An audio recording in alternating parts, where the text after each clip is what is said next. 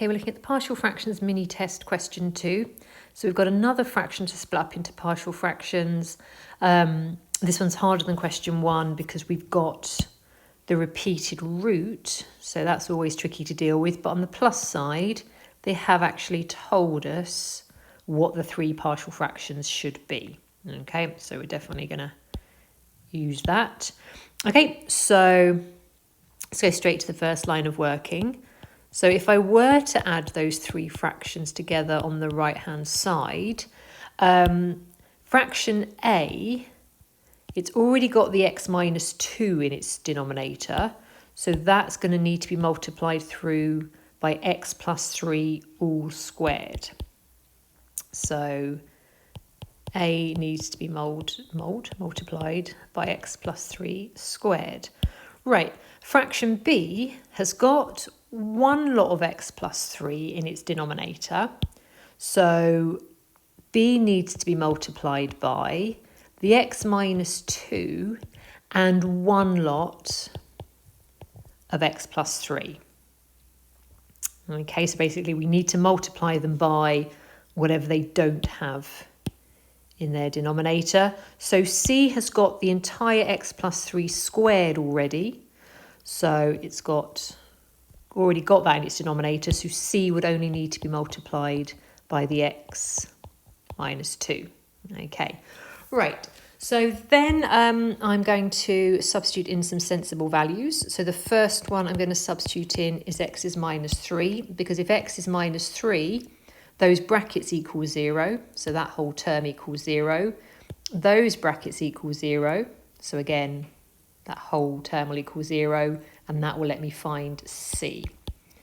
Okay, so if x is minus 3, so I'm just going to put that into my calculator. So if x is minus 3, that's going to be 9 minus 21 plus 32. So the left-hand side would equal 20. We've just said that subbing in minus 3 will make both of those equal 0. So if I sub x is minus 3 into there, I get, so minus 3 minus 2 is minus 5, so that would be minus 5c. So C would be 20 divided by minus 5. Okay, the second sensible value to substitute in is going to be x equals 2, because if I substitute in x equals 2, those brackets will equal 0, therefore that whole term will equal 0, and same thing there. Okay, so let's do that. So if I substitute x is 2 into the left-hand side, that's going to be 4 plus 14 plus 32. Come back. So that equaled 50. And if x is 2, that's going to be 5 squared. So 50 would be 25a. So a would be 50 divided by 25.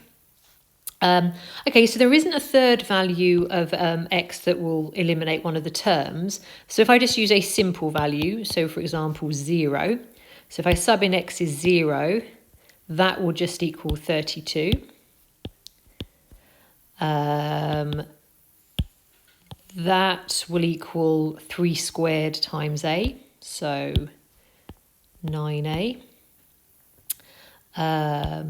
That will equal minus 2 times 3b, so minus 6b.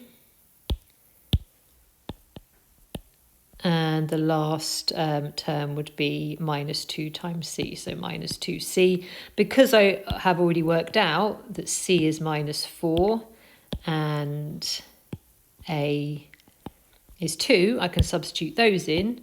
So if a is 2, that's going to be 18. If c is minus 4, that'll be plus 8. So if I do 32 minus 18 minus 8, I get 6 equals minus 6b.